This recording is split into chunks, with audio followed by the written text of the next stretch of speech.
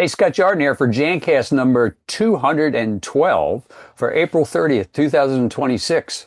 And we're getting into the summer thing pretty soon. But okay, so we've been reporting on Jancast for the last couple shows about the turmoil going on over with the excursion slash war in the Middle East. But it really came to pass just last week for us at Bullen in that we got a huge increase on propylene glycol, which is a key component in some of the products that we make.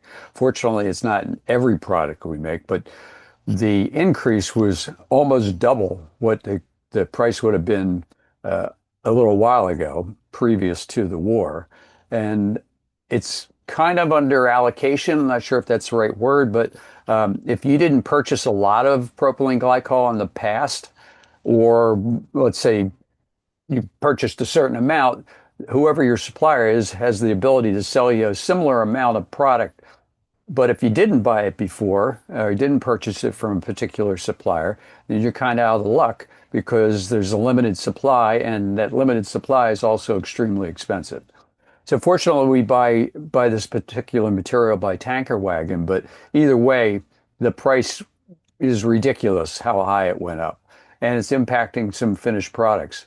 So I'm getting kind of worried about the whole situation. Is kind of almost coming up on this whole crisis is reminding me a lot of the pandemic, which took place over a longer period of time, but this is going to happen in a very short period of time. That we're going to see major disruptions in pricing. So, four things to keep an eye on is obviously the propylene and ethylene pricing that we just talked about ethylene oxide, which is also an important ingredient. Polyethylene is coming as a big issue. That would impact all of your bottles. And that would impact bottles that are made in the United States. Then you have things like sprayers and caps and everything else that's made overseas. They all are involved with polyethylene or other forms of ethylene that would affect their being manufacturing capabilities if they can even get the materials. And then you have the shipping problem is how do those materials get to us? So obviously you have to keep looking at the freight. The last show we were talking about the freight internally in the United States. Now we're talking about freight with containers and everything else that's kind of coming along. And then let's hope there aren't any other additional disruptions along the Gulf Coast. That's part of the reasons the polypropylene went up is there was a fire at a major plant that manufactured some of these raw materials in Texas. That on top of the crisis in the Middle East just kind of compounded the whole thing. So I'm going to keep doing these reports because I think it's important to be transparent about stuff. We held off on a general price increase because we weren't sure what was going to happen, and we didn't want to just put through a price increase that then we'd have to update weeks or a month down the road. So we are changing the pricing on the products that are immediately affected by this one increase, but we'll keep an eye on all the other ones. So now I'd like to have my AI co-host give a brief overview of what's coming. All right, let's look at how one single event can disrupt, well, almost everything you buy. Okay, let's kick this off with a question. What's the hidden link between all these everyday things? Turns out, it's a single unseen ingredient, a chemical workhorse you've probably never even heard of. It's called propylene glycol. It's this key ingredient that makes so many products work just right. The crazy part is just how common it is, but that dependency, it points to a really fragile supply chain. So where does this stuff come from? Traditionally from petrochemicals, a byproduct of refining crude oil. And a ton of that oil has to squeeze through one single critical choke point on the globe.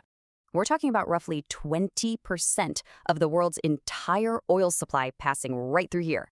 So in early 2026, conflict shuts the strait down, triggering what experts are now calling a historic supply shock. And that one event kicks off a huge global domino effect. First to get hit, chemical producers in Asia. So first, the strait closes. That immediately stops those crucial feedstock shipments dead in their tracks. Then, chemical plants are forced to cut production way back. They just can't get the raw materials, which leads to companies declaring force majeure. That's basically a legal way of saying they can't deliver. And then, on March 20th, the consequences started to hit the market. And they hit hard. You had a giant like BASF announcing price hikes of up to 30%, blaming these supply chain issues. Now, that price hike doesn't just stop at the factory. It's going to trickle all the way down to you. All of this is forcing a massive rethink in strategy. The focus is shifting from just cost to resilience. And a huge part of building that resilience is looking for alternatives to chemicals made from petroleum. And the most promising alternative is bio-based. It's made from renewables like glycerol, not crude oil. So it's a whole new game for procurement now. Reliability and sustainability are suddenly way more important than cost. You know, this isn't really just about one chemical. It's a huge lesson in how fragile our global systems are. This whole thing really exposed a major vulnerability. So it makes you wonder, what's the next domino?